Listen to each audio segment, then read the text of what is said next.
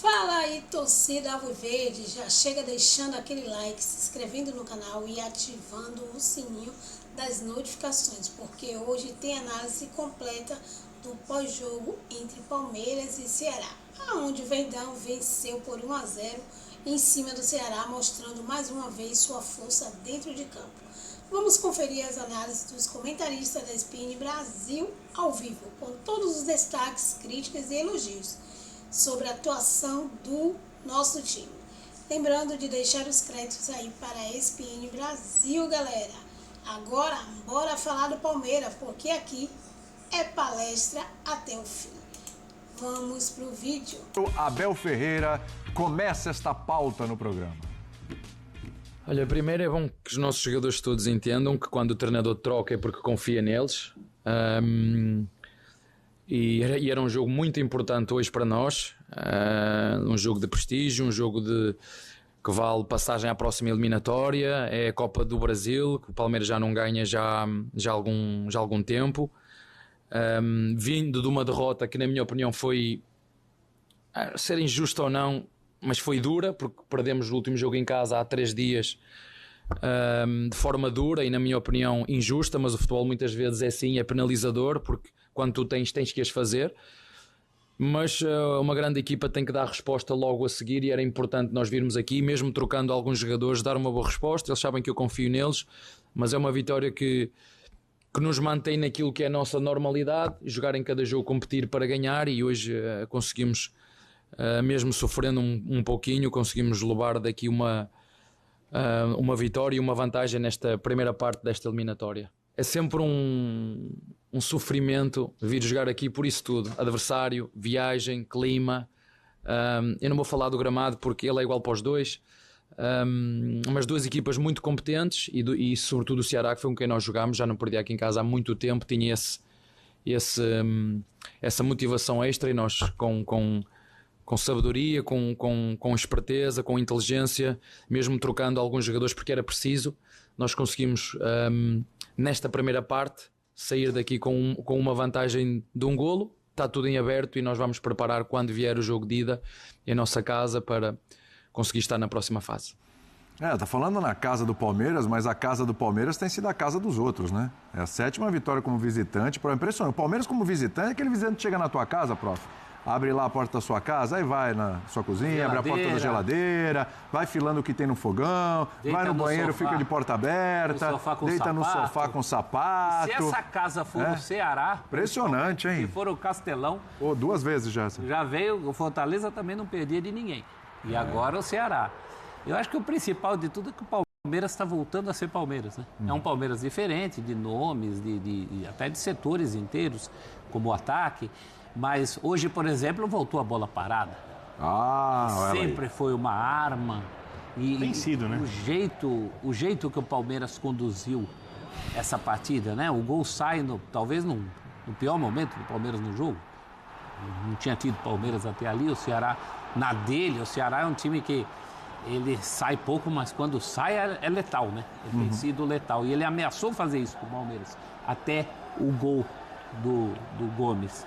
E depois aquela coisa mais de controlar o resultado. Aí a gente vai ter também essas coisas pontuais de discussão em cima do Vitor Roque, que ainda não desencantou. Acho que mais uma boa entrada do Paulinho. Entrando bem mais uma vez. Individualmente a gente começa a discutir, mas acho que o principal para o Abel é que ele está voltando a ser o time dele. Com aquela segurança, aquele jeito que... Uma vez eu falei aqui que o palmeirense tinha certeza que em algum momento as coisas iam dar certo.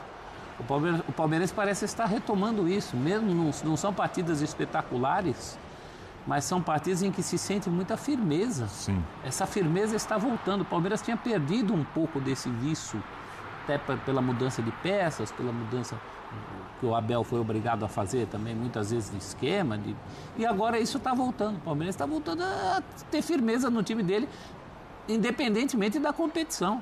É Copa do Brasil, é Libertadores, é brasileiro, essa toada do Palmeiras é muito constante, né? Está voltando a ser um time muito, muito seguro, muito constante. Eu não acho que seja tão seguro assim ainda. Eu acho que tem uma evolução clara no jogo com bola, volume de jogo. incomoda mais os adversários, né? Tem mais repertório, Eu né? acho que isso tem a ver com o crescimento e eu acho que quando o Paulinho estiver inteiro, isso vai ficar ainda mais claro, porque o Paulinho, para mim, foi um senhor reforço. Senhor reforço. Sim.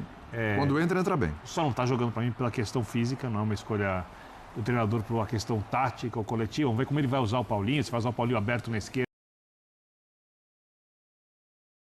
do atacante, como o Paulinho funcionou melhor, por exemplo, no Atlético ali, fazendo uma divisão de atacantes com o Hulk. Acho que defensivamente o time é forte, mas ainda não é um time tão consistente quanto o professor acha. Quanto já foi. Quanto já foi, não. Já foi. Acho até que o Palmeiras consegue mais resultados bons fora de casa, porque os adversários jogam um pouco mais. Eu ia perguntar isso, porque não é uma mera coincidência que o time passe já 4 meses do ano sem perder Só fora. para deixar claro, o Palmeiras não é um time que joga fechado em contra-ataque. Eu só acho que o adversário sai um pouco mais e o Palmeiras, nessa transição rápida e jogo agudo, é muito forte por causa do técnico e por causa da característica de alguns jogadores. Você não pode dar mano a mano para o Estevão, você não pode dar mano a mano para o próprio Facundo, você não pode dar mano a mano para o Paulinho, você não pode dar mano a mano para vários jogadores. E talvez a melhor notícia, para mim, a grande problema do Palmeiras, seja talvez o crescimento dos volantes. Porque, para mim, o Palmeiras tinha os volantes oscilando demais. E é curioso que o Richard Rios, que para mim é o mais técnico deles, é o que mais oscila e é o mais capaz. E o Martínez, nosso editor-chefe, hoje elogiava, falando do caráter do jogador muito competitivo. Jogador que, assim, tem o espírito que o Abel gosta e sabe jogar, tem finalização de fora da área. Então, eu acho que se houver um crescimento da dupla que o Abel escolher, se elas jogar em nível alto, a tendência é que o time tenha a consistência, não só porque são volantes que eu acho que falta defensiva, porque se é uma coisa que o time do Abel, a gente vê no time do Abel e todos fazem, é que todo mundo marca. A gente já viu o programa falando do Corinthians, o Memphis não vai marcar. No time do Abel, todo mundo vai marcar. Bem ou mal, todo mundo vai correr muito e vai competir Senão muito. não é nem contratado. Essa é a diferença. Eu acho que sim, tem um fenômeno aí nesse caso Palmeiras que ele é raro no Brasil. A gente está falando de um treinador que está há muitos anos no cargo, desde o final de 2020. Então, quando a gente analisa o Palmeiras de hoje, que jogou hoje contra o Ceará, a gente está colocando todo o período do Abel para analisar o Palmeiras. E só para ficar no jogo de hoje, dos jogadores de linha, que são 10, tinha 5 que chegaram agora. Vitor Roque, Facundo Torres, Lucas Evangelista, Emiliano Martínez, Fux. 5. Ainda fora os que estão no banco. São 5. Então, o setor de ataque é totalmente diferente. Mas não tem ninguém baratinho ali. E ainda... Gastaram, hein? Não estou citando valor. Bons jogadores. Estou citando o seguinte, que você ainda olha para Felipe Anderson e o Giai e agora que eles começam a render. Então, se você quiser, ainda são 7.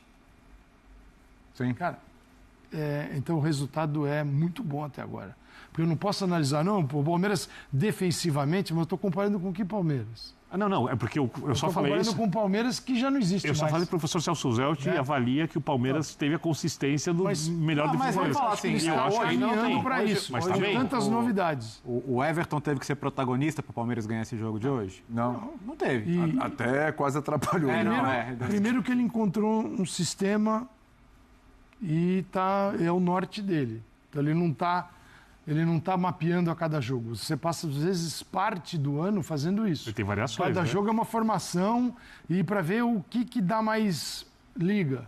E hoje, você vê nitidamente o Palmeiras, a maioria dos jogos e dos momentos, ele está ali com a sua linha de 3, os jogadores no meio de campo, todo mundo marcando, correndo, pressionando pela bola, a ponto de você...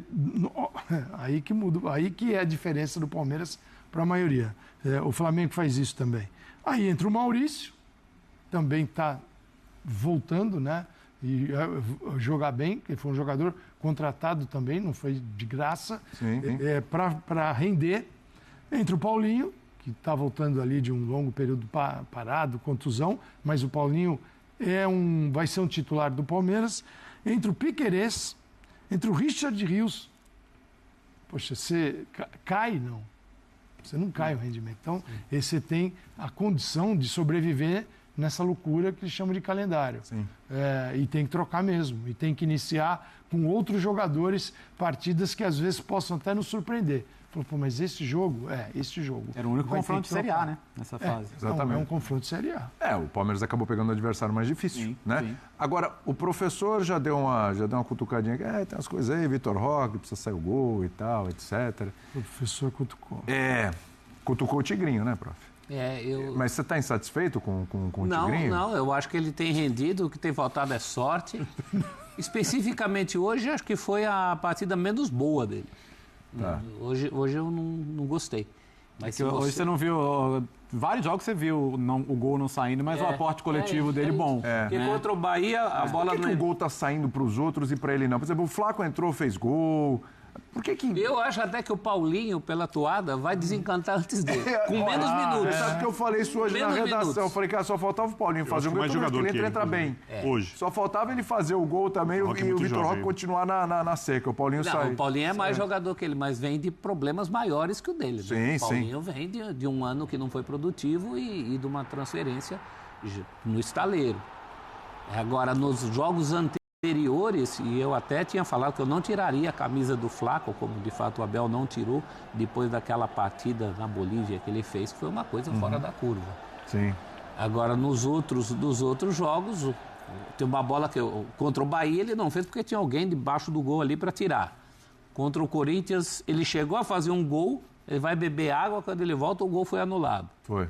O senhor que é o anti-VAR fica bravo com isso. Por centímetros, né? É uma coisa irritante. Antes também você teve uma outra situação, não teve? Que ele podia ter... Eu acho que ele teve outro gol invalidado antes pelo VAR. Teve um outro gol invalidado, exatamente. E conseguiu pênaltis, que nem foi pênalti, mas enfim, ele tem tido uma participação ativa no jogo. Mas ele é o 9 prometido, né? Ele é aquele cara que todo mundo... Cadê o 9? Cadê o 9? Cadê o 9? A minha questão com ele é assim, eu acho ele um bom jogador, acho que ele vai contribuir. A questão que vai ser cobrada depende muito do resultado da equipe, porque ele é um jogador de 25 milhões de euros. E queira ou não, por mais que seja injusto, porque não foi ele que pediu para ser contratado por esse valor, seja por 50, seja por 5, isso pesa na hora que as pessoas avaliam o futebol do jogador. Só que aqui no Brasil, as coisas são tão subjetivas que se o Palmeiras ganha a Libertadores e ele faz ali 2, 3 gols e não tem participações nos gols mais importantes, ok. Ninguém vai reclamar quanto pagaram. Se ele não joga bem, mas aparece para fazer o gol decisivo, o gol mais importante, tá pago. Então, como aqui o calendário é maluco e o técnico não pode trabalhar a equipe como gosta e tem 8, 9 jogos por mês em cada equipe, entra a subjetividade de em qual momento esse jogador vai se destacar. Se ele faz o gol no clássico contra o Corinthians, decide clássico contra o Corinthians Itaquera, decide mata-mata, cresce. Mas se ele começa a fazer gols e faz o gol, por exemplo, contra o Sport, respeitosamente, óbvio, no Campeonato Brasileiro, quando o Palmeiras ganha, por exemplo, de repente por 3-0, e aí faz um gol, por exemplo, ali no jogo contra o time de meio de tabela, né? Quando o Palmeiras ganha com facilidade, esses gols pesam menos. Então, não dá para avaliá-lo agora. Dá para dizer que ele é um bom jogador. Eu acho que quando o Palmeiras o contratou, o Palmeiras espera um rendimento maior do que o atual dele. Não é justo cobrar esse rendimento ainda. Mas ele não tem tido... É muito jovem. Ele é muito jovem, tem que lembrar nulo. Isso. Não, ele é um bom jogador. Ele contribui. Criticável, como por exemplo era o do Felipe Anderson. O Felipe Anderson tinha um rendimento muito abaixo do que se esperava. Perfeito. O dele não é isso. Não. É que ele tem essa questão do gol. Posição dele. Também tem uma coisa mental. Você é vendido para o Barcelona. No Barcelona, que o técnico não te queria e tal. Aí você vai pro Betis, vou jogar, vou fazer gol. E num bom time. Sim. E lá também as coisas não estavam dando certo. Então, às vezes, assim, você chega no momento em que nem pode dizer começa que o a duvidar de si Pellegrini mesmo, né? não gosta de brasileiro, porque o Antony foi pra lá ele tá voando. Então, assim, mas eu acho que esse é o tipo do caso que é desencantar mesmo. Sabe a teoria do ketchup? É que hoje o vidro de ketchup não é mais o do seu tempo, aquele, né, professor? Bater, que quando caía, às vezes caía de uma vez. Você vai forjar e não vem. Centroavante e ketchup. Uma porcalhada danada. Os discursos elogiam a idade das pessoas do programa. Eu gosto. Mas é verdade, não tem mais. Era difícil, aquele vidro de ketchup quando entalava, mas às vezes o gol é assim também. Que tá difícil. É isso aí, galera. Mais uma vitória do Palmeiras por 1-0 em cima do Ceará, seguindo firme na temporada. Se curtiu o vídeo, deixe seu like, comenta aqui embaixo o que você achou do jogo, da análise da ESPN Brasil ao vivo.